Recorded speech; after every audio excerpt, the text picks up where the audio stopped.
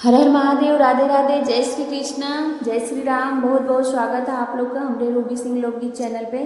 तो चले जाए एक बहुत ही प्यारा सोहर गीत, उठान गीत, खिलौना गीत, जौन भी आप लोग किधर कहल जाला। हमरे यहाँ तो एक सोहर गीत होखेला और एक खिलौना गीत होखेला, जौन की लड़का होला उस समय गावल जाला, बर्थडे उड्डे में गावल जाला था। तो बहुत ही प्यारा एक खिलौना गीत आप लोग की सुनावे खातिर जात बानी। आप लोग ध्यान से सुनी, फुल वॉच करके सुनी और कमेंट में बताएं कि आप लोग के गाना कैसा लागल है।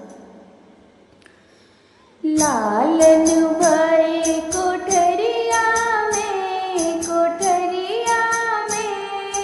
बड़ा दर्द होला कमरिया में, बड़ा दर्द होला कमरिया में। लालन भई कोठरिया में बड़ा दर्द होला कमरिया में, बड़ा दर्द होला कमरिया में। सासू जिया में देवता मनन को, सासू जिया में देवता मनन को, पियरी धुल गई बजरिया में, बजरिया में।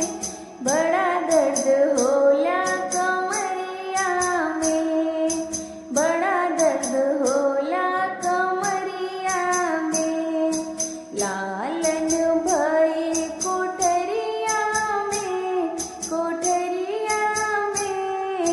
बड़ा दर्द होला कमरिया में, बड़ा दर्द होला कमरिया में।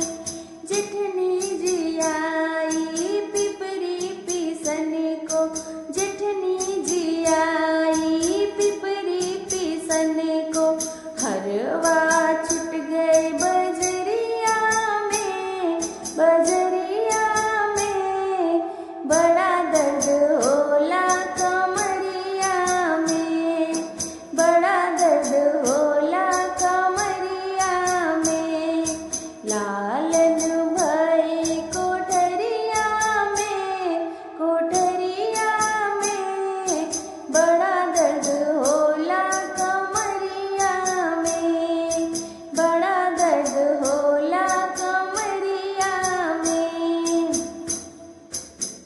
ननदी जो आई कजला लगन को, ननदी जो आई कजला लगन को, कंगना छूट गए बजरिया में, बजरिया में।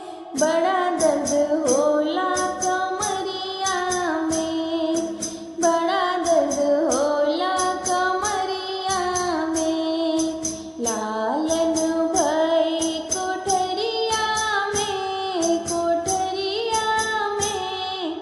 बड़ा दर्द होला कमरिया में, बड़ा दर्द होला कमरिया में।